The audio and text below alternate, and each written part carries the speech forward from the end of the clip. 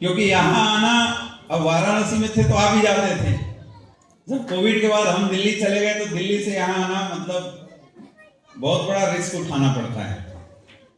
लेकिन अविनाश सर और अंकुर गुप्ता जी हमसे इतना प्यार करते, बोला सर आपको क्यों कष्ट देना, हम ही निपटा आते हैं। फिर 1-1.5 साल पहले मेरे पास अविनाश सर ने एक मैसेज पहुंचाया, गुरुजी हमारा एक लीडर निगेटिव हो गया।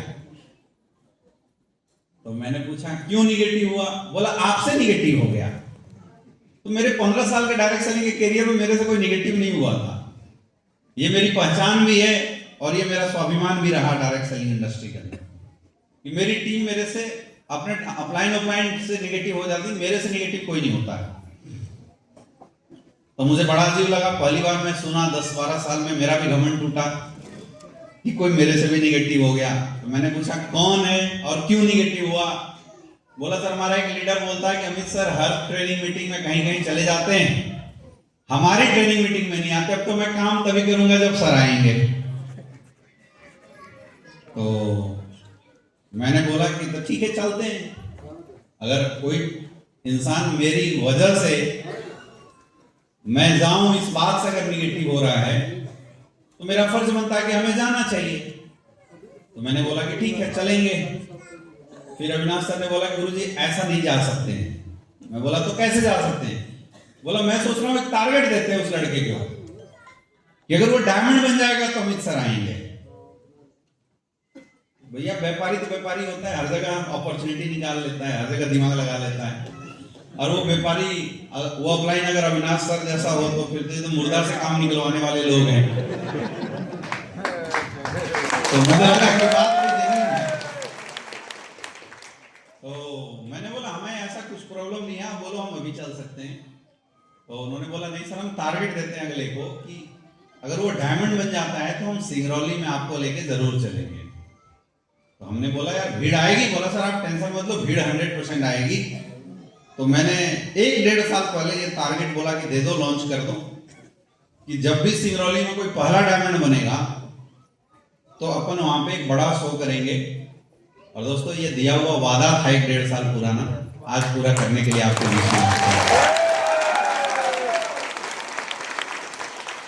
क्योंकि हम AWPL वाले हैं और वो भी AWPL के क्राउन एम्बेसडर हैं। वादा करते हैं तो 100% निभाते हैं। हम तो वो भी कर देते हैं जो नहीं बोलते, और जो बोल दिया उसको तो 100% पूरा करते हैं। इसीलिए अभी हमारा नेपाल का ट्रिप चल रहा है, लेकिन नेपाल के ट्रिप के बीच मुझे मजबूर होना पड़ा आप लोगों के बीच में आने के लिए। और इसमें अगर किसी का श्रेय जाता है तो आपके great upline mister Avinash Gupta ji और अंकुर गुप्ता जी को जाता है। जोरदार तालियां। मुझे पता है कि इनकी मेंटरशिप में काम करके आप सब लोग बहुत अच्छा आगे बढ़ रहे हैं। हम लोग अक्सर तब तक किसी टीम के नीचे में जाके ज्यादा इंटरफेयर नहीं करते हैं जब तक हमें ये नहीं लगता कि उसका अपलाइन नालायक है। तो अगर हम आपके यहाँ कम आए हैं इसका मतलब ये नहीं है कि आपका हमारा प्यार आपके प्रति कम है। इसका मतलब ये है कि आप सबका जो भविष्य है वो मजबूत हाथों में,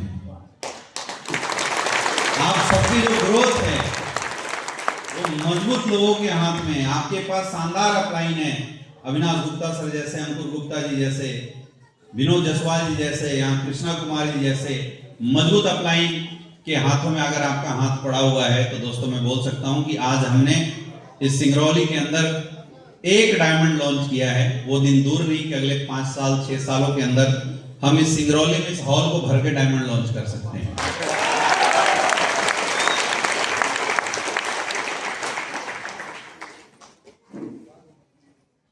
SLPS वेलनेस का सफर सिंगरौली का लगभग हम लोग की शुरुआत के 2-3 साल 4 साल बाद ही शुरू हुआ था। और मुझे यहाँ तो ऐसे ऐसे लोग मिल रहे थे जो बता रहे थे कि सर हम आपके बहुत पुराने साथी हैं, बहुत पुराने समय से आपके साथ काम किए। हाँ कुछ मजबूरी रही कि हम थोड़े भटक गए या उस टाइम का डिवोशन नहीं देख पाए। तो मुझे एक चीज तो समझ में आया कि यहाँ जो ग्रुप बैठी है ये ग्रुप के लोग दोनों टाइप के हैं। यहाँ नए लोग भी बैठे हुए हैं और पुराने लोग भी बैठे हुए हैं। मेरा सवाल है, ऐसे कितने लोग हैं जो पहली बार आए हैं, जिन्होंने अभी तक प्लान वगैरह कुछ भी नहीं देखा, आज फर्स्ट टाइम AWPL के किसी मीटिंग में? ओके, बहुत सारे लोग हैं। तो मैं चाहता हूं कि हमारे नए गेस्ट के लिए जोरदार तालियों के साथ स्वागत करें। और ऐसे कितने लोग हैं जो पहली बार मेरे से मिल रहे हैं? सभी लोग हैं। क्या बात कर रहे हो? इससे पहले मुझे कहीं नहीं देखा? नहीं देखा? मोबाइल में देखे थे? फिजिकली आप पहली बार मिल रहे हो?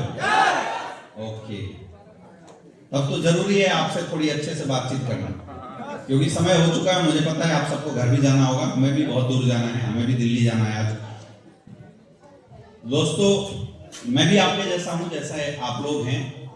मेरा नाम अमित दुबे और मैं आपके बिल्कुल बगल के झारखंड के डिस्ट्रिक्ट पलामू से हूं, बिल्कुल आपका पड़ोसी हूं।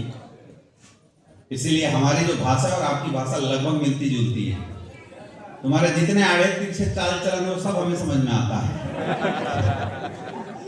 क्योंकि पड़ोसी है ना हम। तो आप क्या क्या करते हो, क्या क्या कर सकते हो, क्या नहीं कर सकते, हमें सब पता है।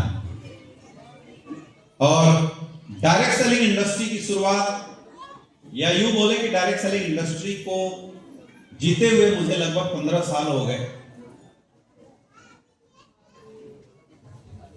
बहुत सारे लोग यहाँ पैसे की बात करते हैं कि हमने ये कमाया, मैंने ये अचीव किया। मैं सच बताऊं, जब मैं इस इंडस्ट्री के अंदर आया था तो मुझे पैसे ने कोई बहुत ज्यादा मोटिवेट नहीं किया था इस इंडस्ट्री में काम करने के लिए, क्योंकि मैं बचपन से ही करियर ओरिएंटेड स्टूडेंट रहा हूं।